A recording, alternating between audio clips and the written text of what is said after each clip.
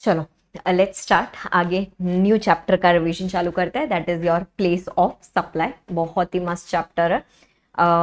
CA inter students के लिए तो नया नया इंसर्ट हुआ था, तो I am assuming CA final students ने भी उसको पहले नहीं किया था, तो मस्त तरीके से हम इसका रिवीजन करने का कोशिश करते हैं। यहाँ पे दो सेक्शंस है जो बहुत ज़्यादा इंपॉर्टेंट है, जो आपका बेस क्रिएट करता है, that is section number 10 and section number 12। ठीक है, अभी आगे जाने से पहले let me tell you one thing. पहली बात तो प्लेस ऑफ सप्लाई चैप्टर के अंदर जो भी हम सेक्शन नंबर्स पढ़ने वाले हैं, that is going to belong to the IGST act. Okay, this is going to belong, account क्या लिख दिया मैंने, that is going to belong to the IGST act. ये हमने ऑलरेडी अपने पहले वाले चैप्टर के अंदर पढ़ा था, आपको याद है। प्लेस ऑफ सप्लाई का कोई भी मैटर हो गया, फिर इंटरस्टेट सप्लाई का कोई भी मैटर हो गया, तो that is going to be there solely with the parliament. इसके लिए प्लेस ऑफ सप्लाई के provisions are also covered in the IGST act. अभी यहाँ पे सवाल ये खड़ा होता है, मतलब पहले बात हम ये चैप्टर पढ़ क्यों रहे हैं। ठीक है, तो अभी जैसे जीएसटी अपन को पता है, it is a destination based tax. Okay, it is a tax on goods and services and it is a destination based tax. मतलब जहाँ पे अल्टीमेटली ये सप्लाई हुआ होगा, या फिर जहाँ पे भी आपका सप्लायर सिचुएटेड होगा, जहाँ पे भी आपका रेसिपिएंट सिचुएटेड होगा, ये सारे प्लेसेस बहुत क्रूशियल हो जाता है, क्योंकि यही बेसिस पे we are going to determine कि कोई भी अगर एक सप्लाई है, ठीक है, कोई भी अगर एक सप्लाई है तो वो कोई भी अगर एक सप्लाई है तो वो इंटरस्टेट सप्लाई है या फिर इंट्रास्टेट सप्लाई है, वो हमको पता चलेगा only from the chapter called as place of supply. ठीक है, अभी इंटरस्टेट सप्लाई है, इंट्रास्टेट सप्लाई है, मैम क्या ये रेलेवेंट है? डेफिनेटली रेलेवेंट है। अगर इंटरस्टेट सप्लाई है तो आईजीएसटी एप्लीकेबल हो जाएगा, अगर इंटरस्टेट सप्लाई है, सॉरी इंट्रास्टेट सप्लाई है तो सीजीएसटी, एसजीएसटी या फिर सीजीएसटी एंड यूटीजीएसटी एप्लीकेबल हो जाएगा। ठीक है, तो अभी जो प्लेस ऑफ सप्लाई के जो प्रोविजंस है, those are covered between section number 10, 11, 12, 13, 14। Okay, section number 10, 11, 12, 13, 14 of IGST act के अंदर कवर्ड है। सीए इंटर लेवल पे हमारे पास में सिर्फ section number 10 and section number 12 है, एंड बचे हुए सेक्शंस 11 मतलब एडिशनली 11, 13 एंड 14 एडिशनली एप्लीकेबल है to the CA final students. ठीक है, तो चलो सबसे पहले एक काम करते हैं, कॉमन प्रोविजंस खत्म कर लेते हैं। Section, let's do section number 10, क्योंकि प्रोविजंस तो पूरे के पूरे सेम ही है। अभी सेक्शन नंबर 10 ये बात करने वाला है गुड्स के बारे में। ठीक है, place of supply in case of goods other than supply of goods imported into India और एक्सपोर्टेड फ्रॉम इंडिया। मतलब ये इंटरनेशनल ट्रांजैक्शन के बारे में बिल्कुल भी बात नहीं करने वाला है। Location of supplier and location of the recipient दोनों इंडिया में ही है, एंड हम गुड्स के ट्रांजैक्शन में डील कर रहे हैं, तो हमारा प्लेस ऑफ सप्लाई क्या रहेगा वो फाइंड आउट करने का कोशिश करता है। बहुत सिंपल है, अंडर सेक्शन नंबर 10। ठीक है, सेक्शन नंबर 10 के अंदर सबसे पहले 10(1) कर लेते हैं। 10(1) के अंदर कुछ क्लॉजेस दिए हुए आपको। ठीक है, लेट्स फिनिश दैट। अभी मानो ऐसा कोई सप्लाई हो रहा है by the supplier to the recipient, जहां पे there is movement of goods involve. ठीक है, एक जन दूसरे जन को गुड्स ट्रांसफर सेंड कर रहा है, सप्लाई कर रहा है, and the goods are also moving from one place to another. तो उन्होंने बोला place of supply, place of supply वो होगा जहां पे movement of the goods terminates, जहां पे मूवमेंट रुक जाता है। मतलब सप्लायर अगर रेसिपिएंट को भेज रहा है तो कैन वी से रेसिपिएंट के जगह पे आके वो गुड्स रुक जाता है, वहां पे वो गुड्स का मूवमेंट टर्मिनेट हो जाता है, तो that place will be considered as the place of supply. ठीक है, फिर वैसे ही मानो अगर मैंने आपको कोई गुड्स, मानो अगर हमारे बीच में कोई सप्लाई ऑफ गुड्स हो रहा है in bill to ship to model. ठीक है, bill to ship to model मतलब क्या, लेट्स से ए ने बी को कुछ तो भी गुड्स सप्लाई किया, ठीक है, एंड बी को आगे ये गुड्स सप्लाई करना है, लेट्स से फॉर एग्जांपल सी को। ठीक है, हमारा ओरिजिनल बायर कौन था, हमारा ओरिजिनल बायर मिस्टर बी था। ए ने बी को बेचा, लेकिन B wanted to ultimately sell these goods to C. तो बी ने ए को क्या बोला, बी ए को क्या बोलेगा, मुझे फिजिकली गुड्स भेजने के बजाय आप ये गुड्स डायरेक्टली सी को ही भेज दो ना। तो हमने बोला चलो ठीक है, कोई बात नहीं, हम तो वैसे भी बी को ए मतलब एनीवे बी को गुड्स भेजने वाला था, अभी बी को भेजने के बजाय वो सी को भेजेगा। तो यहाँ पे उन लोग बोल रहे हैं, पहली बात तो देयर आर 2 सप्लाईज। ठीक है, पहला सप्लाई हो रहा है ए टू बी में। ठीक है, पहला सप्लाई हो रहा है ए टू बी में, तो लोग बोल रहे हैं जो भी प्रिंसिपल प्लेस ऑफ बिजनेस रहेगा ऑफ द ओरिजिनल बायर। ठीक है, जो भी प्रिंसिपल प्लेस ऑफ बिजनेस रहेगा ऑफ द ओरिजिनल बायर मतलब बी, ये वो फर्स्ट वाले ट्रांजैक्शन के लिए that will be considered as the place of supply. और फिर जो सेकंड सप्लाई हो रहा है बी टू सी के बीच में, तो वहां पे तो उन लोग बोल रहे हैं भाई there is actual movement of goods, तो जहां पे भी मूवमेंट ऑफ गुड्स टर्मिनेट होने वाला है, अभी मूवमेंट ऑफ गुड्स कहां पे टर्मिनेट होने वाला है, वापस से मूवमेंट ऑफ गुड्स टर्मिनेट होने वाला है एट द प्लेस ऑफ सी। तो सेकंड ट्रांजैक्शन के लिए सी का जो भी लोकेशन रहेगा that will be considered as the place of supply. ठीक है, ये स्पेसिफिक प्रोविजन हो गया in case of bill to ship to model, ये दिया हुआ है अंडर सेक्शन नंबर 10(1)(b). ठीक है, जहां पे नॉर्मल सिर्फ 2 पार्टीज इन्वॉल्व है और शिप में मूवमेंट ऑफ गुड्स हो रहा है, that was covered in 10(1)(a). Bill to ship to model is covered under section 10(1)(b). ठीक है, फिर उसके बाद में एक ऐसा सप्लाई हो रहा है जहां पे there is no movement of goods involve. ठीक है, मान लेते हैं सबसे पहले मैंने आपको ये एसी रिमोट है ना रेंट पे दिया था, मैंने आपको हायर पे दिया था। ठीक है, हायर पे ही दिया था जिसके लिए आप मुझे रेंट दे रहे थे। फिर कुछ सालों के बाद में मैंने आपको बोला चल ठीक है ये मैं तेरे को बेचा, ठीक है, ये I have sold it to you. तो एनीवे एसी रिमोट तो आपके पास ही रखा था, अब तो खाली ओनरशिप आपके पास में ट्रांसफर हो रही है। तो वो केस में प्लेस ऑफ सप्लाई क्या होगा? Place of supply will be location of the goods at the time of delivery to the recipient. अभी लोकेशन ऑफ गुड्स किसके पास है? मेरे पास है कि आपके पास है? ऑलरेडी ये आपके पास ही रखा है ना, तो आपका जो भी लोकेशन होगा that will be considered as the place of supply. बराबर है। फिर उसके बाद में ये वाला नेक्स्ट प्रोविजन आया था सेक्शन नंबर 10(1)(c)(a), ये आपका अमेंडमेंट था।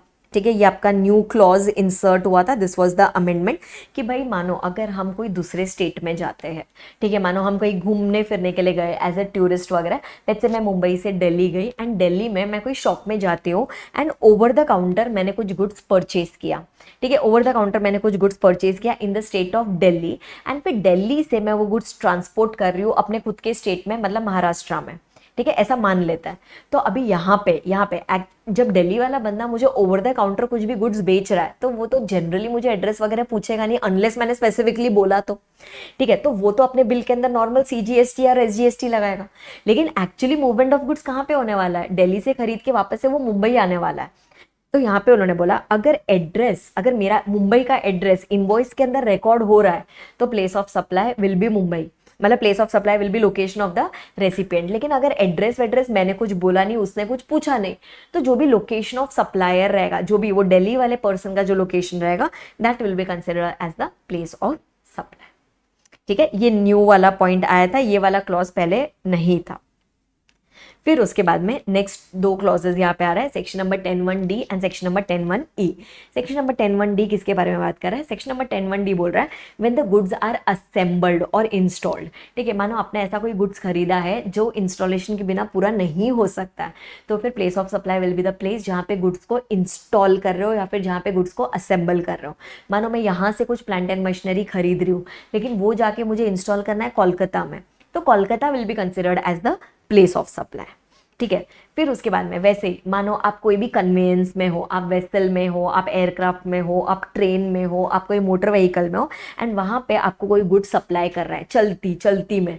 ठीक है, जब आप चल रहे थे, जब आप उड़ रहे थे एक्सेट्रा, तब आपको किसी ने कुछ गुड सप्लाई किया। जैसे हम फ्लाइट वगैरह में जाते हैं तो वो लोग हम लोग को बेचते हैं ना, उनके जो गुड्स होते हैं, कोई ट्रैवल बैग्स वगैरह होता है एक्सेट्रा, बहुत सारी चीज़ें लिखी होती है उनके मैगजीन के अंदर विच दे सप्लाई टू अस। सो उन लोग बोल रहे हैं ये केस में अभी जब वो लोग आपको बेच रहे हैं तब तो आप कहीं पे भी रह सकते हो। मानो मैं मुंबई टू दिल्ली जा रही हूँ फ्लाइट में, तो हो सकता है मैंने ऐसे कोई बीच में जगह पे खरीदा है जहाँ पे जब मैं I was crossing over let's say Gujarat, तो ऐसा थोड़ी ना है कि हम इसे फ्लाइट से झांक के देखेंगे कि भाई अभी हम कौन सा स्टेट क्रॉस कर रहे हैं, ऐसा तो नहीं होता। तो place of supply will be the place where the goods are taken on board, मतलब जहाँ पे आपने वो गुड्स को चढ़ाया होगा अपने कन्वेंस में। अभी जैसे अगर मुंबई टू दिल्ली वाली फ्लाइट है तो ज़्यादा चांसेस है कि आपने वो गुड्स को चढ़ाया होगा from Mumbai, so Mumbai will be considered as the place of supply. समझ रहा है इतना?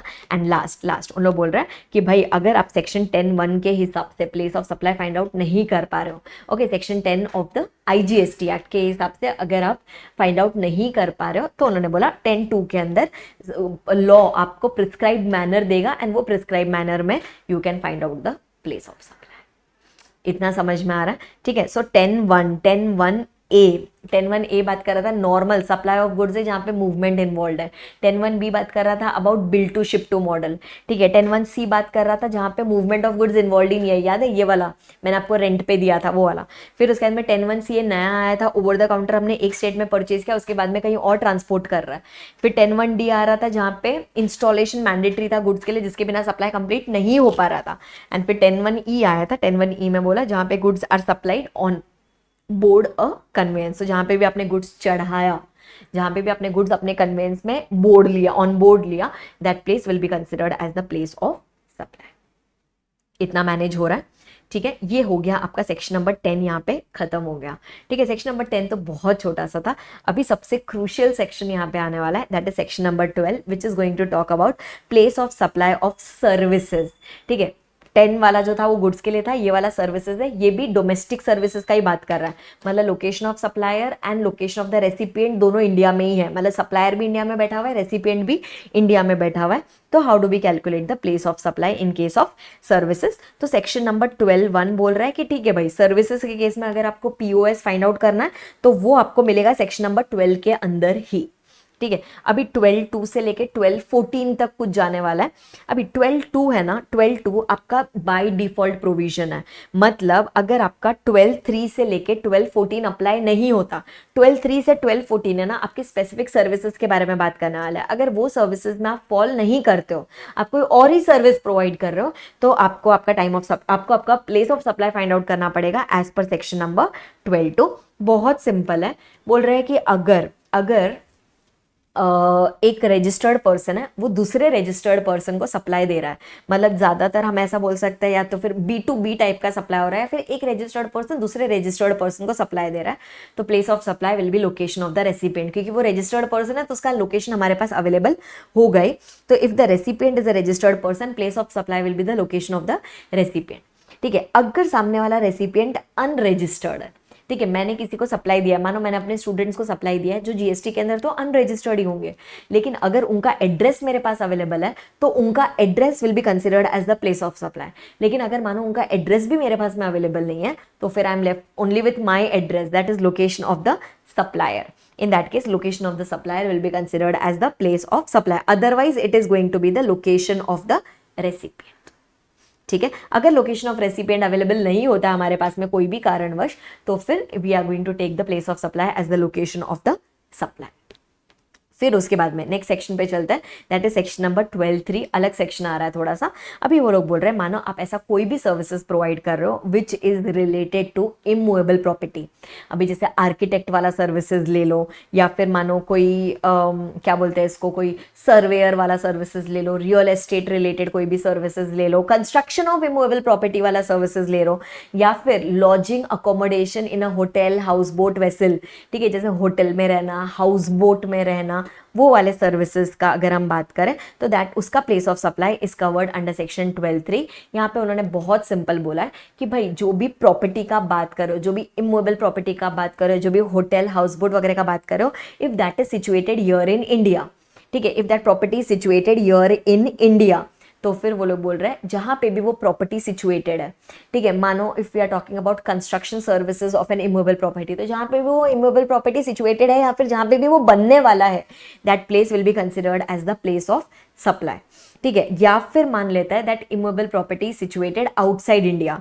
ठीक है, अभी जैसे मानो एक सप्लायर है, वो एक रेसिपिएंट को सर्विसेज दे रहा है in relation to a property which is situated outside India, तो आउटसाइड इंडिया को तो हम प्लेस ऑफ सप्लाई नहीं बना सकते, तो वहां पे उन्होंने बोल दिया लोकेशन ऑफ द रेसिपिएंट। ठीक है, location of the recipient will be considered as the place of supply. ये आपका बाय डिफॉल्ट प्रोविजन हो गया।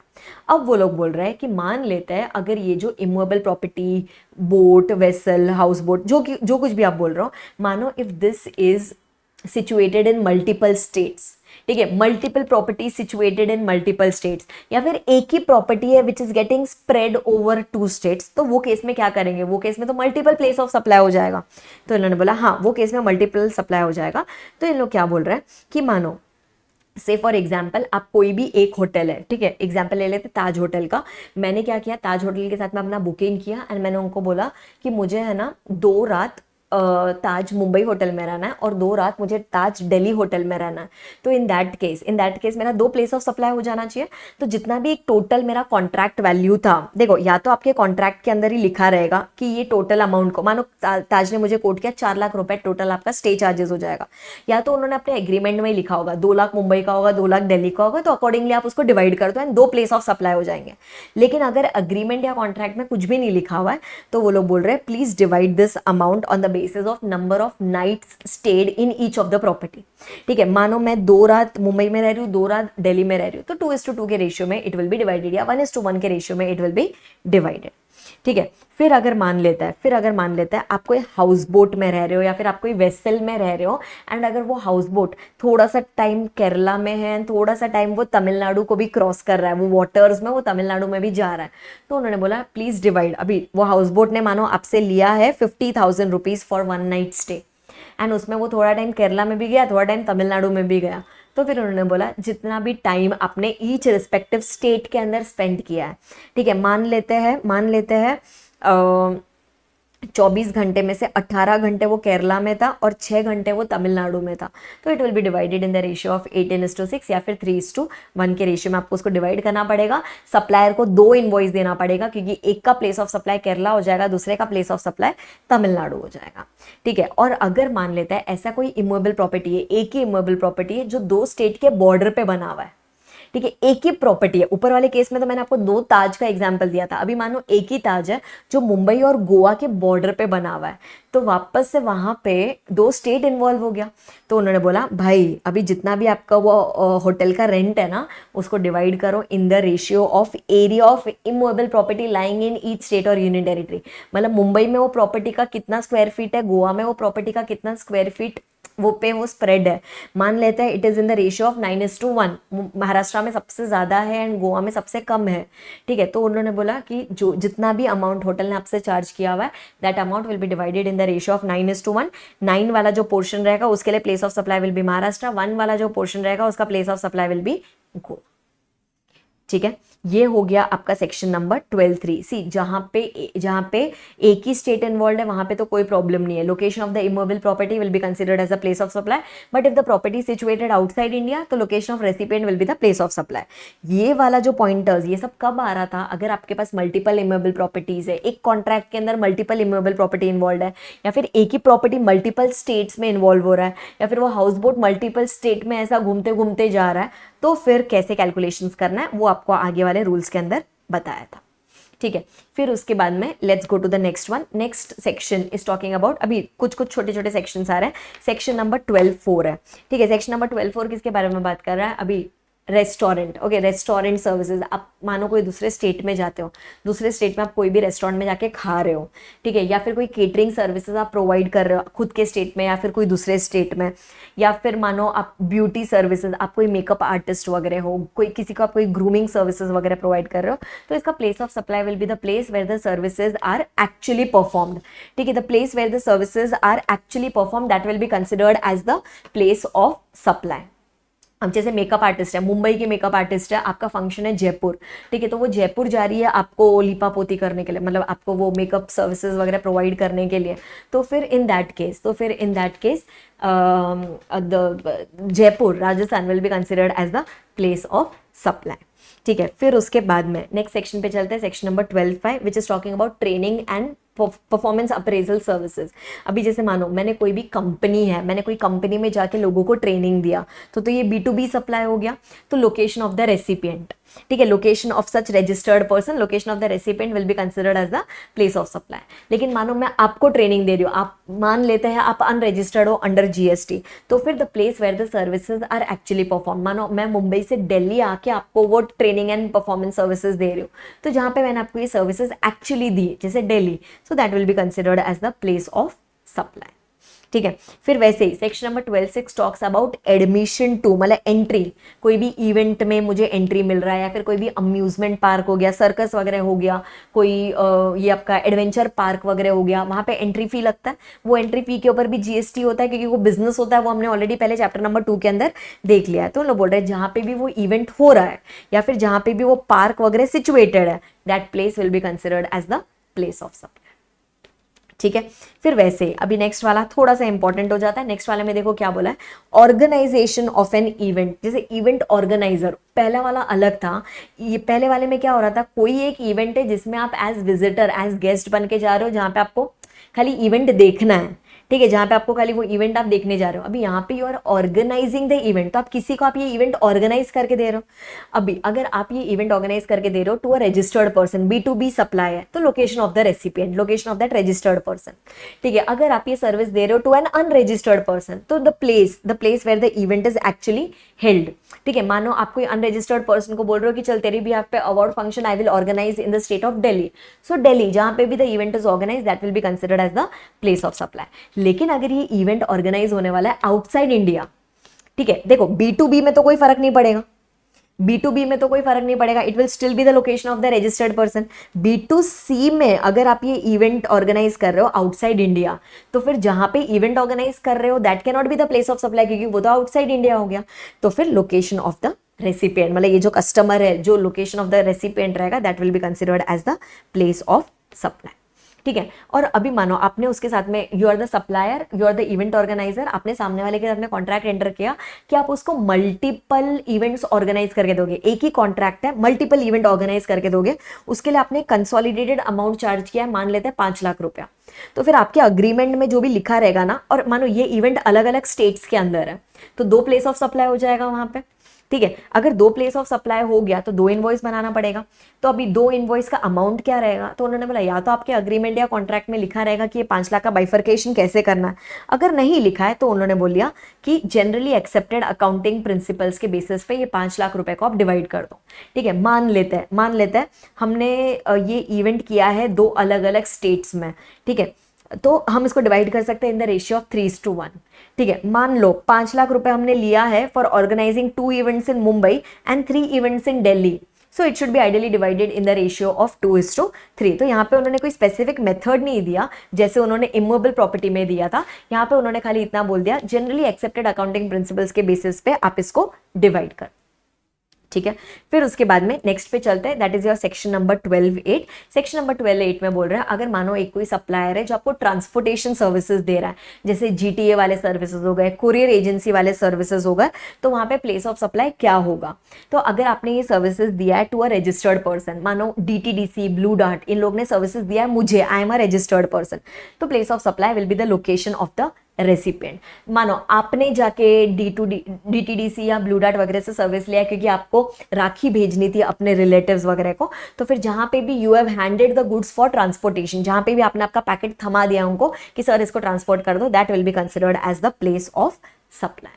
ठीक है, फिर उन्होंने बोल रहे हैं मानो अगर ट्रांसपोर्टर भी इंडिया में है, कस्टमर भी इंडिया में है, लेकिन आपको जो गुड्स भेजना है वो आउटसाइड इंडिया भेजना है। ठीक है, तो भी उन्होंने बोला कि भाई यही प्रोविजन के हिसाब से, सेक्शन 12(8) के हिसाब से ही प्लेस ऑफ सप्लाई कैलकुलेट होगा, उसके लिए कोई सेपरेट प्रोविजंस एप्लीकेबल नहीं है। ये अमेंडमेंट वाला पॉइंट था लास्ट अटेम्प्ट वाले, इसमें भी हमने इसको कवर किया था। ठीक है, अभी जैसे ट्रांसपोर्टर ने अगर ये सर्विस प्रोवाइड किया है to a registered person and registered person को ये गुड्स भेजना है आउटसाइड इंडिया, तो location of the registered person will be the place of supply. ठीक है, मानो ट्रांसपोर्टर ने ये सर्विस प्रोवाइड किया है टू अ कस्टमर, ठीक है, एंड जो अनरजिस्टर्ड पर्सन है एंड इसको गुड्स भेजने का है आउटसाइड इंडिया, तो फिर यहाँ पे the place where the goods are handed over for transportation that will be considered as a place of supply. Outside India को कभी भी प्लेस ऑफ सप्लाई मत बनाना। ठीक है, क्योंकि हम सारे डोमेस्टिक ट्रांजैक्शंस कर रहे हैं। फिर उसके बाद में नेक्स्ट सेक्शन पे चलते हैं, दैट इज सेक्शन नंबर 12(9). ठीक है, 12(8) बात कर रहा था गुड्स ट्रांसपोर्टेशन का, 12(9) बात कर रहा है about passenger transportation. Passenger transportation बहुत सिंपल है। अगर मानो कोई एक रजिस्टर्ड पर्सन है, कोई एक कंपनी है जो अब फ्लाइट बुकिंग्स वगैरह कर रहा है, तो फ्लाइट बुकिंग करते हुए उसको अपना GST नंबर डालने का अपॉर्चुनिटी मिलता है, मतलब वहाँ पे B2B सर्विस हो गया, तो place of supply will be the location of the registered person. ठीक है, अभी मानो मैं रजिस्टर्ड पर्सन हूँ, मैंने फ्लाइट का बुकिंग किया, मैंने वहाँ पे अपना GST नंबर डाला, तो वहाँ पे place of supply will be the location of the recipient. अभी मानो आपने फ्लाइट का बुकिंग किया, आप अनरजिस्टर्ड पर्सन हो, आप कोई ट्रांसपोर्टेशन सर्विसेज ले रहे हो, पैसेंजर ट्रांसपोर्टेशन सर्विसेज ले रहे हो, तो जहां पे भी आपकी जर्नी स्टार्ट होने वाली है, ठीक है, जहां पे भी आपकी कंटिन्यूअस जर्नी स्टार्ट होने वाला है, जहां पे passenger is going to embark, मतलब पैसेंजर चढ़ने वाला है, जो भी starting point of the journey है, कंटिन्यूअस जर्नी मतलब वो जर्नी होता है जिसमें कोई स्टॉप ओवर नहीं होता है, जहां पे कस्टमर व्हीकल से या कन्वेंस से नहीं उतरता है, that is called as a continuous journey. तो मान लेते हैं अगर मैंने मुंबई टू दिल्ली के लिए फ्लाइट बुक की फॉर एग्जांपल, तो place of supply will be Mumbai, ठीक है। और वही बाद में उसके बाद में मैंने Delhi to Mumbai return flight book की, तो ये वाले ट्रांजैक्शन के लिए Delhi will be considered as the place of supply, क्योंकि मैं वहां से स्टार्ट करने वाली हूँ, ठीक है। फिर उसके बाद में नेक्स्ट सेक्शन पे चलते हैं। Next section is section number 1210, जो सिमिलर सर्विस हमने पहले कर ली थी। 1210 talks about services on board a conveyance, जैसे goods on board a conveyance किया था, तो वहां पे place of supply was the place where the goods are taken on board.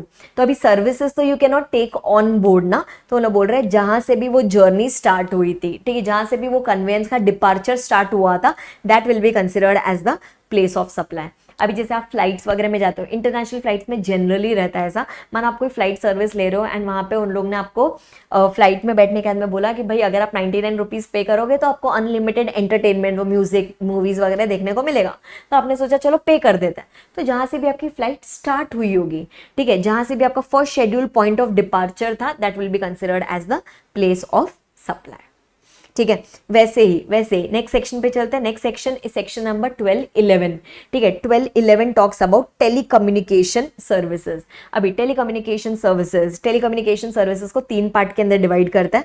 पहला वाला जो पार्ट है वो आपका फिक्स्ड लाइन वाला बात कर रहा है। फिक्स्ड लाइन मतलब जैसे आपका लैंडलाइन वगैरह हो गया, फिर आपका फाइबर इंटरनेट वगैरह हो गया, लीज्ड सर्किट्स वगैरह हो गया, इंट्रानेट जो कंपनीज यूज करता है, तो उसके लिए the place of supply will be the location where that device is installed, ठीक है। जैसे एंटीना वगैरह हो गया, जहां पे भी वो एंटीना लगाया है या फिर जहां पे भी वो सर्किट इंस्टॉल किया है या फिर जहां पे भी वो सर्किट मशीन लगाई है, that will be considered as the place of supply, ठीक है। वही मान लेते हैं अगर वो लीज्ड सर्किट जो लगाई है वो एक से ज्यादा स्टेट के अंदर लगाई है, तो हर स्टेट के अंदर जितने भी पॉइंट्स है, ठीक है, मानो एक लाइन जा रहा है फ्रॉम महाराष्ट्र टू गुजरात, तो महाराष्ट्र स्टेट में एक पॉइंट है, गुजरात स्टेट के अंदर एक पॉइंट है, जितना भी आपका टोटल कॉन्ट्रैक्ट वैल्यू है उसको डिवाइड कर दो इन द रेशियो ऑफ 1:1, ठीक है। मान लेते हैं महाराष्ट्र के अंदर 2 लीज सर्किट के पॉइंट्स है, गुजरात के अंदर 2 लीज सर्किट के पॉइंट्स है, राजस्थान के अंदर 1 लीज सर्किट का पॉइंट है, तो जितना भी आपका टोटल कॉन्ट्रैक्ट वैल्यू रहेगा उसको डिवाइड कर दो इन the ratio of 2:2:1 if your lease circuit is situated in more than 1 state और यूनियन टेरिटरी, ठीक है। फिर उसके बाद में सेकंड आता है जहां पे आपका पोस्ट पेड मोबाइल या पोस्ट पेड इंटरनेट सर्विसेज आता है। तो पोस्ट पेड के केस में तो जनरली कंपनी के पास में हमारा बिलिंग एड्रेस होता है, तो जो भी location of our billing address है that will be considered as a place of supply. अगर उनके पास में बाय चांस हमारा बिलिंग एड्रेस अवेलेबल नहीं है तो फिर तो कोई ऑप्शन ही नहीं बचा, तो location of the supplier will be considered as the place of supply, ठीक है। एंड तीसरा मतलब आपका प्रीपेड वाला है, ठीक है। प्रीपेड आप रिचार्ज वगैरह कर रहे हो, रिचार्ज कूपन वगैरह लेके, तो उन्होंने बोला अगर आप ये मोबाइल सर्विस प्रोवाइडर के एजेंट से वो रिचार्ज कूपन ले रहे हो, जैसे वोडाफोन गैलरी वगैरह होती है, एयरटेल गैलरी, वहां से अगर आप ले रहे हो तो जो भी एजेंट का एड्रेस है that will be the place of supply.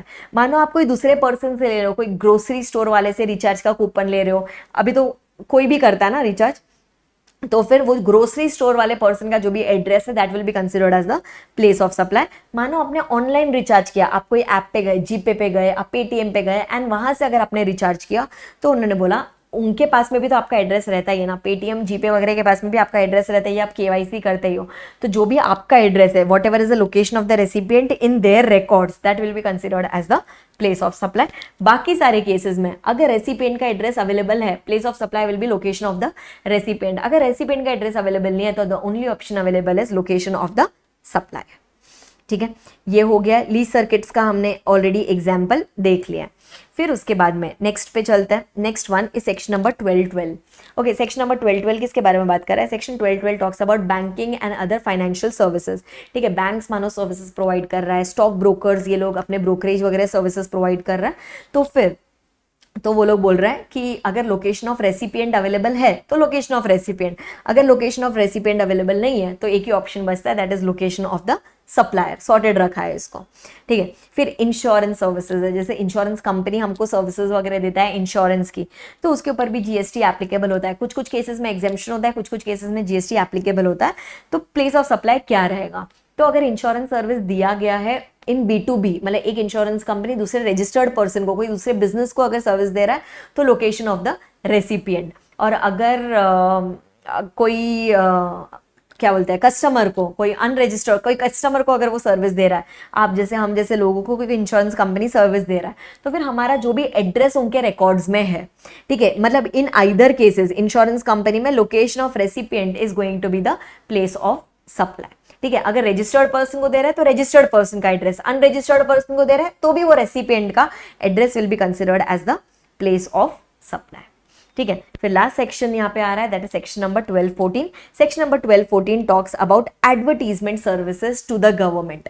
ठीक है, अगर हमने, ठीक है, ये चीज ध्यान रखना, advertisement services only to government यहाँ पे कवर्ड है। ठीक है, अगर मानो आप कोई एडवर्टीजमेंट एजेंसी हो and you are providing government services to any private company etcetera, तो वो तो कहीं पे भी कवर्ड नहीं था, तो वो आपके 12(2) में कवर हो जाएगा जो बाय डिफॉल्ट प्रोविजन था। यहाँ पे advertisement services only when we are giving it to the government. ठीक है, अभी ये वाला पॉइंट बहुत ही क्रूशियल है, बिकॉज यहाँ पे multiple options, multiple varieties, multiple combinations उन्होंने आपको बना के दिया हुआ है, इतना समझ लो। ठीक है, अभी मानो आप कोई एडवर्टीजमेंट एजेंसी हो, आप गवर्नमेंट को सर्विस प्रोवाइड कर रहे हो और गवर्नमेंट ने आपको बोला मैं तुमको पैसा दूंगा, तुमको advertisement multiple states and union territories के अंदर रन करना है। अगर हमको वो ad multiple states and union territories के अंदर रन करना है तो can we say place of supply भी multiple states and union territories हो जाएगा। ठीक है, जहां पे भी वो एड चलाया गया है वो सब आपका प्लेस ऑफ सप्लाई हो जाएगा। तो उन्होंने देखो क्या बोला है, अपन अमाउंट को कैसे डिवाइड करेंगे फिर। तो उन्होंने बोला है अगर एडवर्टीजमेंट जा रहा है न्यूज़पेपर पब्लिकेशंस वगैरह में, तो उन्होंने बोला कि भाई आप भी तो गवर्नमेंट से पैसा लेके आप भी तो कोई न्यूज़पेपर कंपनी को कांटेक्ट करोगे। ठीक है, तो न्यूज़पेपर कंपनी आपसे जितना भी पैसा लेगा रिस्पेक्टिव स्टेट्स के लिए, वो रेशियो में इस अमाउंट को डिवाइड कर दो एंड रिस्पेक्टिवली हर स्टेट का वैल्यू निकाल लो। ठीक है, एक एग्जांपल दे देती हूँ सो दैट बार बार में ये एग्जांपल देने की जरूरत नहीं रहेगी। मानो गवर्नमेंट ने, आप एक एडवर्टीजमेंट कंपनी हो, आपने सर्विस दिया टू द गवर्नमेंट। ठीक है, और गवर्नमेंट ने बोला कि भाई ये एडवर्टीजमेंट जाना चाहिए in newspaper of Maharashtra, in newspaper of Gujarat and in newspaper of Rajasthan, suppose ऐसा गवर्नमेंट बोला, and government is going to pay you a consideration of 10 lakh rupees for this advertisement. आपने बोला चलेगा सर। अभी you as a advertisement company can we say आप कोई एक newspaper company को कॉन्टैक्ट करोगे और आप न्यूज़पेपर कंपनी को बोलोगे भाई मुझे है ना महाराष्ट्र, गुजरात एंड राजस्थान में एडवर्टीजमेंट करना है। तो न्यूज़पेपर कंपनी ने आपको बजट दिया, मान लेते हैं 7 लाख रुपए का, आप तो प्रॉफिट में ही हो अभी भी। ठीक है, न्यूज़पेपर कंपनी ने बोला महाराष्ट्र के लिए 3 लाख लगेगा, गुजरात के लिए 3 लाख लगेगा, राजस्थान के लिए 1 लाख लगेगा, एकदम एग्जाम्पल है। ठीक है, ऐसा ऐसा लगेगा। तो फिर ये जब आप गवर्नमेंट को इन्वॉइसिंग करोगे ना, ये 10 लाख क्या रेशियो में डिवाइड करोगे, this 10 lakh will be divided in the ratio of 3:3:1। मतलब जो भी रेशियो में आप पेमेंट करने वाले हो, जो भी रेशियो में आप पेमेंट करने वाले हो फॉर ईच स्टेट और यूनियन टेरिटरी, वो रेशियो में the amount will be divided and वो 10 लाख रुपए will be divided and government को आपको 3 इनवॉइस भेजना पड़ेगा क्योंकि आपने सर्विस 3 अलग अलग स्टेट के अंदर प्रोवाइड किया हुआ है। ठीक है, फिर उसके बाद में नेक्स्ट, अगर आप एडवर्टीजमेंट दे रहे हो थ्रू पैम्पलेट्स, लीफलेट्स, ब्रोशर्स वगैरह बांटने का, तो फिर इन the ratio of number of material, मतलब कितना ब्रोशर आप कितने स्टेट के अंदर बांट रहे हो, वो रेशियो में आप वो अमाउंट को डिवाइड कर दो। फिर एडवर्टीजमेंट ऑन होर्डिंग, जैसे बड़े बड़े होर्डिंग्स लगे हुए होते हैं ना, जैसे आप रेलवे स्टेशन के बाहर आते हो तो बड़ा सा होर्डिंग होता है, हाईवे पे बड़ा सा होर्डिंग होता है, वहां पे अगर आपको एडवर्टीजमेंट करना है और अगर यही एडवर्टीजमेंट आप मल्टीपल स्टेट्स में कर रहे हो, देखो एक ही स्टेट का अगर कॉन्ट्रैक्ट है तो कोई प्रॉब्लम नहीं है, एक ही प्लेस ऑफ सप्लाई होगा, एक ही इनवॉइस होगा। लेकिन अगर यही सर्विस आप मल्टीपल स्टेट्स में दे रहे हो तो आपने भी तो कोई होर्डिंग कंपनी को कॉन्टैक्ट किया होगा कि सर होर्डिंग लगा के दो, तो आप उसको जितना भी अमाउंट पे करने वाले हो फॉर होर्डिंग्स, मतलब ये इसके जैसा हो गया, न्यूज़पेपर के जैसा हो गया, जो भी रेशियो में आप हर स्टेट के लिए अमाउंट पे करने वाले हो वो रेशियो में अमाउंट को डिवाइड कर दो। ठीक है, फिर उसके बाद में एडवर्टीजमेंट ऑन ट्रेन्स। ठीक है, एडवर्टीजमेंट ऑन ट्रेन, अभी ट्रेन के ऊपर अगर एडवर्टीजमेंट करने का है तो वो ट्रेन तो अलग अलग स्टेट एंड यूनियन टेरिटरी के थ्रू गुजरेगा, तो वो लोग बोल रहे हैं this should be divided in the ratio of length of railway track. Okay, length of railway track, मतलब जैसे मानो अगर वो ट्रेन जा रही है from Maharashtra to Gujarat to Rajasthan to Delhi for example मान लेता है, तो जितना भी आपका लेंथ ऑफ ट्रैक है इन ईच स्टेट, वो रेशियो के अंदर वो अमाउंट को डिवाइड करना पड़ेगा। मैम अभी ये इन्फॉर्मेशन मिलेगा किधर से, लेंथ ऑफ रेलवे ट्रैक, तो लेंथ ऑफ रेलवे ट्रैक उन लोग बोल रहे हैं indianrail.gov.in पे जाओ, वहां पे आपको पूरा का पूरा इन्फॉर्मेशन मिल जाएगा। ठीक है, फिर उसके बाद में नेक्स्ट वाला पॉइंट देखो, advertisement on the back of utility bills of oil and gas company. अभी जैसे गैस का बिल आता है, फिर उसके अंदर इलेक्ट्रिसिटी वगैरह का बिल आता है, उसके पीछे भी बहुत बार एडवर्टीजमेंट छपे हुए होता है। तो वो लोग बोल रहे हैं कि अगर अभी ये जो अभी जैसे अडानी पावर की हम बात कर लेते हैं, अडानी पावर जो है इसका बिल तो अलग अलग स्टेट्स के अंदर जाता है। तो फिर उन्होंने बोला अमाउंट हर स्टेट में जो भी बिल जाएगा उसके पीछे वो एडवर्टीजमेंट छपा हुआ रहेगा, ठीक है। तो फिर उन्होंने बोला कि जितने कस्टमर्स का जितने स्टेट्स के अंदर बिलिंग एड्रेस है, मतलब मानो महाराष्ट्र के अंदर 3 लाख बिल गए हैं, राजस्थान के अंदर 4 लाख बिल गए हैं, गुजरात के अंदर 5 लाख बिल गए हैं, तो इन द रेशियो ऑफ 3:4:5, ठीक है, in the ratio of 3:4:5 that amount will be divided, ठीक है। फिर उसके बाद मतलब नंबर ऑफ इलेक्ट्रिसिटी बिल और number of consumers in each state और यूनियन टेरिटरी, वो बेसिस पे we have divided the amount. फिर एडवर्टीजमेंट ऑन रेलवे टिकट्स, ऊपर अलग था, ऊपर एडवर्टीजमेंट ऑन ट्रेन्स था, अभी बोल रहा है एडवर्टीजमेंट ऑन रेलवे टिकट्स, ठीक है। अभी जैसे फॉर एग्जाम्पल कोई भी रेलवे टिकट है, अभी उन्होंने बोला है let's say for example Maharashtra से, ठीक है, महाराष्ट्र से एंड गुजरात से जितने भी ट्रेन टिकट्स बिकेंगे, ठीक है, महाराष्ट्र एंड गुजरात के रेलवे स्टेशन से जितने भी टिकट्स बिकेंगे वो सब के ऊपर गवर्नमेंट का एडवर्टीजमेंट होना चाहिए। हमने बोला हाँ सर हो जाएगा, हम टाई अप कर लेंगे। तो अभी उन लोग बोल रहे हैं महाराष्ट्र स्टेट के अंदर कितने रेलवे स्टेशन है एंड गुजरात स्टेट के अंदर कितने रेलवे स्टेशन है, वो रेशियो में अमाउंट को डिवाइड करो। ऊपर था लेंथ ऑफ रेलवे ट्रैक क्योंकि ट्रेन गुजर रही थी, ठीक है, एंड यहाँ पे जितने भी, क्योंकि अभी यहाँ पे महाराष्ट्र में जितने भी रेलवे स्टेशन रहेंगे वहां से जितने भी टिकट छपेगी सबके ऊपर ऐड जाएगा, तो it will be done in the ratio of number of railway station, ठीक है। फिर रेडियो एफएम, रेडियो स्टेशंस वगैरह पे अगर आप ऐड कर रहे हो तो फिर आप you will tie up with you as an advertisement company, you will tie up with the radio company. तो रेडियो कंपनी आपसे जितना भी पैसा मांग रहा है हर स्टेट के लिए, वो रेशियो में the amount will be divided. ये इसके जैसा हो गया, होर्डिंग्स वाले एग्जाम्पल के जैसा हो गया एंड आपके न्यूज़पेपर वाले एग्जाम्पल के जैसा हो गया। फिर एडवर्टीजमेंट ऑन टेलीविजन चैनल, अब ये इंपॉर्टेंट आ रहा है, थोड़ा सा ध्यान देना, ठीक है। एडवर्टीजमेंट ऑन टेलीविजन चैनल, अभी टीवी पे अगर आप कर रहे हो तो अभी वो टीवी चैनल, मानो फॉर एग्जाम्पल मैं बोल रही हूँ, मानो आपने ये एडवर्टीजमेंट किया है ऑन जी बिजनेस, तो जी बिजनेस के तो व्यूअर्स महाराष्ट्र में भी है, जी बिजनेस के व्यूअर्स राजस्थान में भी है, जी बिजनेस के व्यूअर्स यूपी में भी है, एमपी में भी है, दिल्ली में भी है, हर सारे स्टेट में। तो लोग बोल रहे हैं this amount will be divided on the basis of viewership, ठीक है। अब मैम ये व्यूअरशिप का फिगर्स कहां से मिलेगा? व्यूअरशिप का फिगर मिलता है आपको बीएआरसी काउंसिल से, ठीक है, ये वाले काउंसिल से आपको व्यूअरशिप का फिगर्स मिलेगा। अभी व्यूअरशिप तो हर दिन की अलग अलग होती है, तो कब का फिगर्स लेके डिवाइड करें? तो उन्होंने बोला कि अगर करंट क्वार्टर में ये ट्रांजैक्शन हुआ है तो लास्ट क्वार्टर का लास्ट वीक, ठीक है, लास्ट क्वार्टर का लास्ट वीक का फिगर्स ले लो। अभी जैसे फॉर एग्जांपल मानो कोई भी ट्रांजैक्शन हम कर रहे हैं, हमको गवर्नमेंट से कॉन्ट्रैक्ट मिला है for the month of May, मतलब कैन वी से दिस फॉल्स अंडर Q1, ये वाले क्वार्टर। इसका प्रीवियस क्वार्टर मतलब कौन सा हो गया? इसका प्रीवियस क्वार्टर मतलब जैन टू मार्च हो गया। तो जैन टू मार्च में इसका लास्ट वीक, मतलब एक तरह से मार्च लास्ट वीक का फिगर्स जाके किससे लो? मार्च लास्ट वीक का फिगर्स जाके बीआरसी से लो। बीआरसी को बोलो कि सर मुझे जी बिजनेस की व्यूअरशिप की फिगर्स चाहिए, और मानो तभी आपको बीआरसी ने फिगर्स दिया कि महाराष्ट्र में 10 लाख व्यूअर्स है, राजस्थान एंड गुजरात में 10 लाख व्यूअर्स है, और दिल्ली में 7 लाख व्यूअर्स है, ठीक है। तो कैन वी से इतने सारे लोगों ने हमारा एडवर्टीजमेंट देखा होगा, तो गवर्नमेंट से हमको जो भी कॉन्ट्रैक्ट मिला है उसको हम डिवाइड कर देंगे इन दिस रेशियो, ठीक है। अब यहाँ पे एक प्रॉब्लम है, ये वाला जो फिगर हमको मिला है वो जॉइंट मिला है फॉर 2 स्टेट, तो इसको कैसे डिवाइड करेंगे?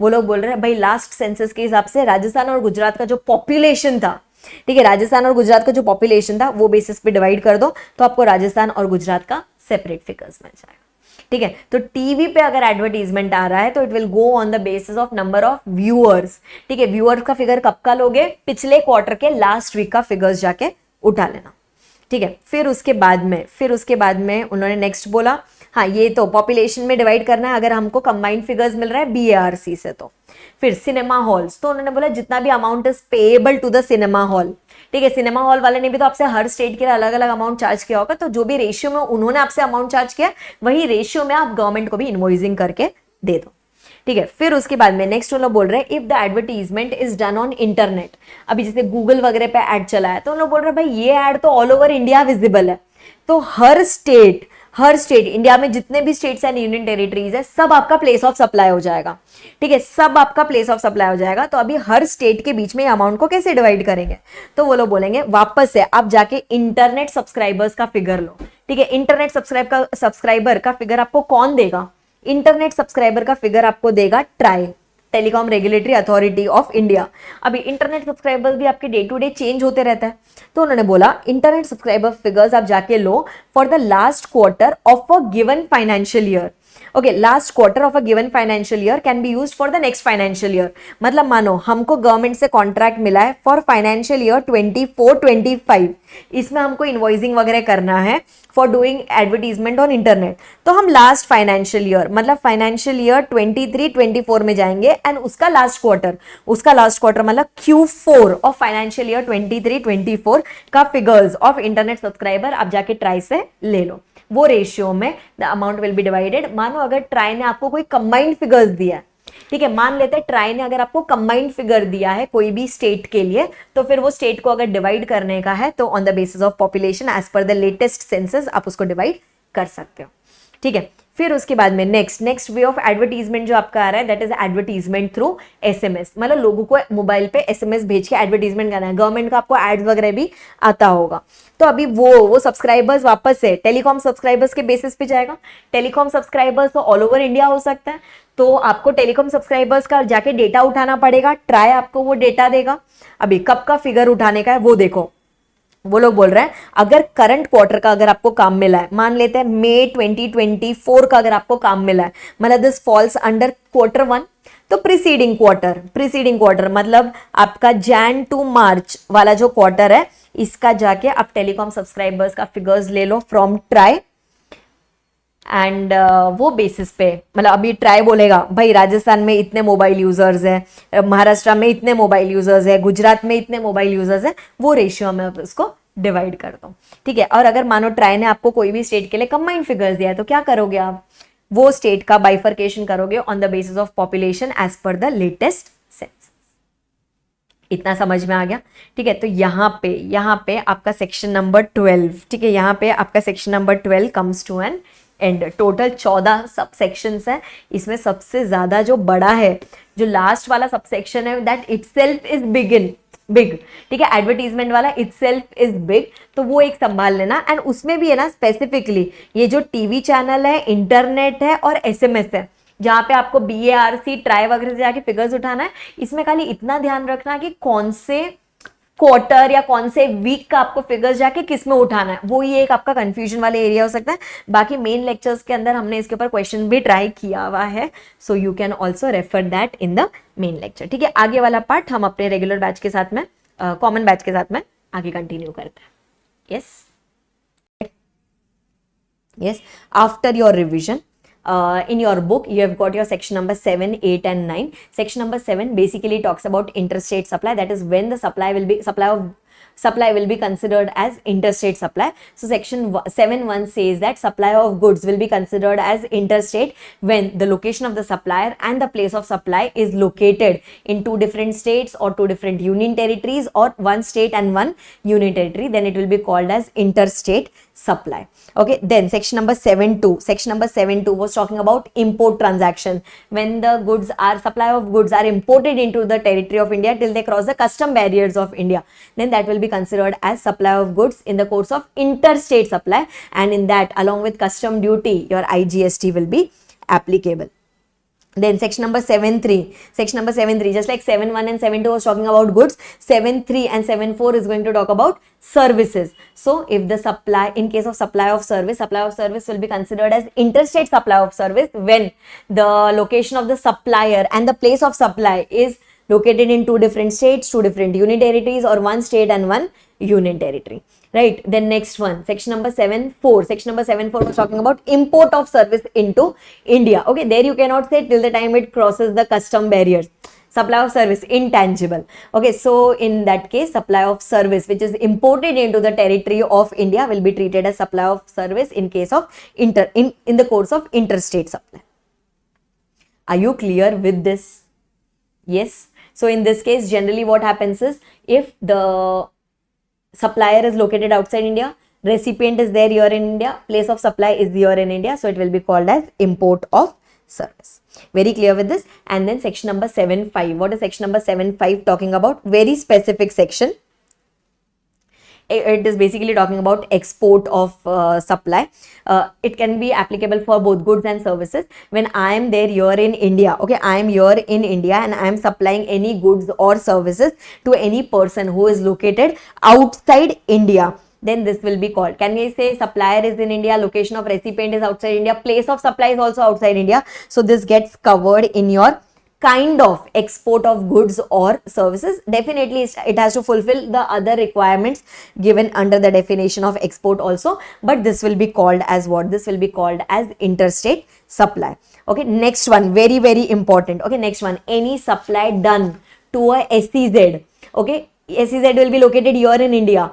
Okay, if in India it is located in the same state, okay, I am here in Maharashtra, I am giving the supply to a SEZ which is also located in Maharashtra, but it will be deemed as interstate supply. Okay, any supply given to SEZ or any supply given by SEZ, okay, supply of goods or supply of service, that is deemed to be an interstate supply. Okay, you will face confusion. Okay, you will face confusion if they have given you an example that you are situated in Mumbai, Maharashtra, SEZ is also situated in Mumbai, Maharashtra, and you are giving them supply of goods or services.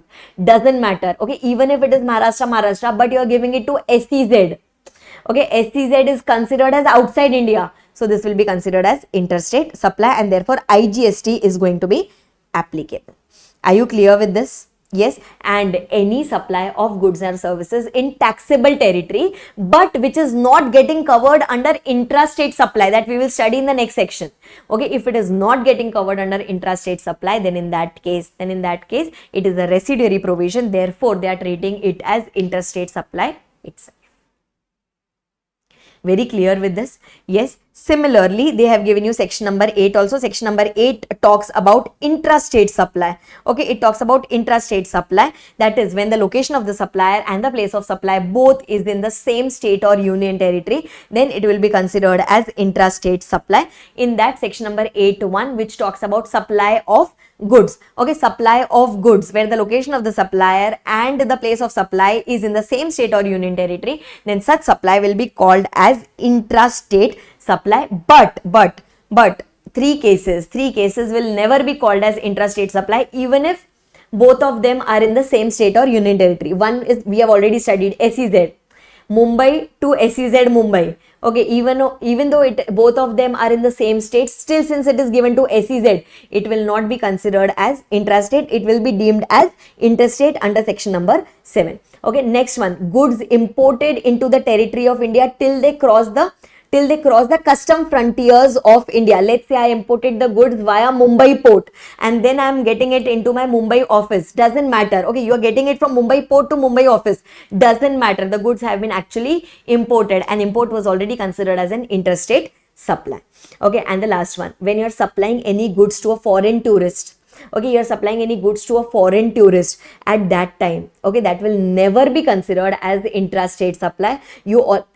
Tourist means what? Any person is normally not going to stay here in India. He has come to India for a vacation. He is going to stay in India for a maximum period of 6 months.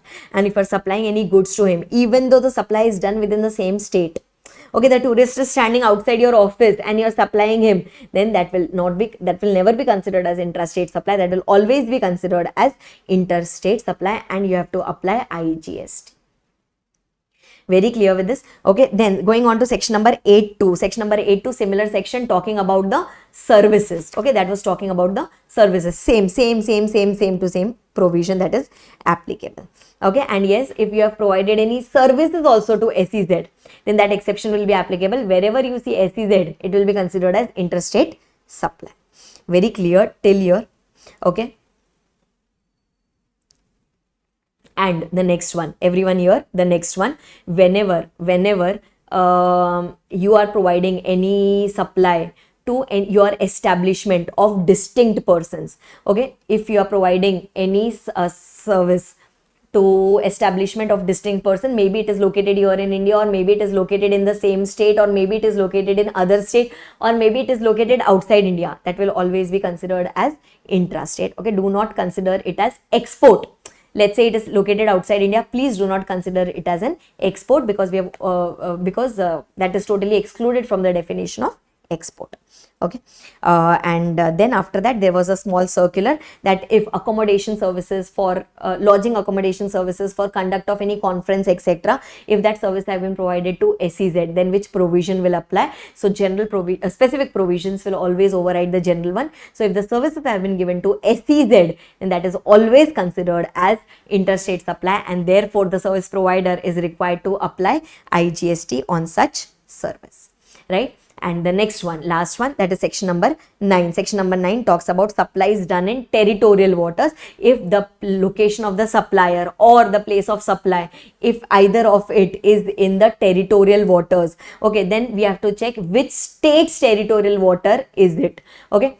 Now, for example, if the location of the supplier, okay, or let's say if the place of supply is in the territorial waters, then you have to check which state is having the nearest appropriate baseline. Okay, let's say if some services are provided in waters, okay, and there is Maharashtra waters also and there is Goa waters also, then you have to check the what will be the place of supply. So the nearest point, okay, nearest point of the appropriate baseline, that is if Mumbai baseline is near or Goa baseline is near, or Maharashtra baseline is near or Goa baseline is near, you have to check that. If suppose Maharashtra baseline is near, then the place of supply will be considered to be Maharashtra. Are you clear with this? Yes. Now there was a clarification, okay, there was a clarification which they have brought for the purpose of advertising sector. Okay, for the purpose of advertising sector. Do you recollect for advertising services provided to government? Okay, when the services were provided to government, for that we had seen a big thing, if you recollect. Section number 1214. Do you recollect? Advertisement services provided to government, and then we were doing that proportionate value when depending upon the type of advertisement that was done. Okay, now here they are talking about normal advertisement, not specifically provided to the government. Now see what are they telling. They have raised two issues for which they have provided some clarification. See if you can understand this. Okay, now listen. Now they are telling that advertising companies are often involved in acquiring space on hoardings, billboards, big billboards, hoardings, etc., which are erected on building land in different states from different suppliers for providing advertising services to its clients. Okay, now let's say there is an advertising company. Okay, let's say there is an advertising company and which approaches me. Okay, I am the client, which approaches me that, okay, Arpita, we can provide you advertisement services. Okay, I ask them that, where will you put my hoarding? So they say that we have got some space on the terrace of this building. Okay, we have got some space on that particular highway. You must have seen, na? So now, this space actually doesn't belong to the advertisement company. Okay, let's assume that this space belongs to some third person, that is to some vendors. Okay, example, in many cases the hoardings are put on the buildings also. So the building does not belong to the advertisement company. Okay, the building belongs to that cooperative society who is going to provide the space to the advertisement company to provide the advertisement services. Right? So now in this case, now what is the issue which arose in this case? Now they are asking what will be the GST structure in this case, or how will you determine the place of supply in this case?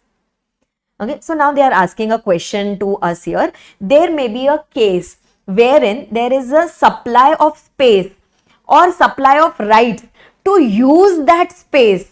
Who is going to give this supply? Who is going to give the right to whom? Vendor. This vendor is going to give the right to that advertisement company to use that space and put the client's advertisement there, right? So that space is belonging to the vendor and which we are giving it to the advertisement company for display of their advertisement. Now here they are asking what will be the place of supply. Like, will the place of supply will be the location of the vendor, or will it be of the advertisement company? Will it be of the client, or will it be the place where that advertisement is done? What will be the place of supply? So for that they are telling that since you are using an immovable property, okay, building, land, etc., since you are using an immovable property to provide such service, then in that case for this you will have to go and refer section number 12.3. 12.3 was the place of supply where you are using the immovable property. Services supplied directly in relation to an immovable property. In that case, the place of supply was the location at which such immovable property is located. Okay, so the place where that hoarding is going to be fixed, that place will be called as the place of supply. Are you clear with this? So the place of supply will be the location where such hoarding or structure is located. Normal, logical also. Yes. Now in that only they got another issue. Okay, what was this another issue?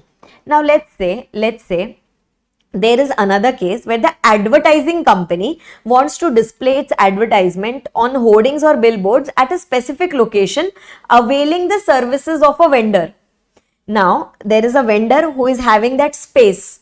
Okay, there is an advertisement company who is having a client. Client tells to the advertisement company that I want to use that hoarding and I want to put my advertisement there. Okay, advertisement company approaches the vendor and it tells to the vendor that please put my client's advertisement there. Okay, please put my client's advertisement there. This is told by whom to whom? This is told by advertisement company to vendor. Now in this case, you know what is happening? Everything is the responsibility of the vendor. Okay, this advertisement company is kind of acting like an agent only. Okay, everything is going to be arranged by that vendor. That location will be arranged by that vendor. You know, making of that poster, displaying the ad there, every work will be done by the vendor. So can we say this is normal? This is not related to immovable property now. Can we say vendor is going to provide the services to the advertisement company? Yes, and there is no agreement for use of a particular immovable property or for supply of space. There is no such agreement. What was happening in the previous issue? We were just talking to the vendor that I want your place. Okay, rest things I will do. But here I am not talking to the vendor about the place. I am telling to the vendor that my client's advertisement should go there. So here they are telling that since this does not pertain to immovable property, section 12.3 is not applicable here. Okay, section 12.3 is not applicable. Therefore, this will be normally covered under the by default provisions, which is given under section number 12.2. Do you recollect by default provisions? If place of supply is not mentioned in any of the subsections, then in that case, you have to determine the place of supply as per section number 12. So you have to check that that particular agreement is about what? Is it about directly providing the advertisement service or is it about acquiring the space for doing the advertisement? If it is relating to acquiring the space, then it is supply of immovable services related to immovable property. If not, then normal section number 12.2 becomes applicable. Are you understanding this, everyone? Yes? Okay. Yes, so are you clear till here, everyone? Done?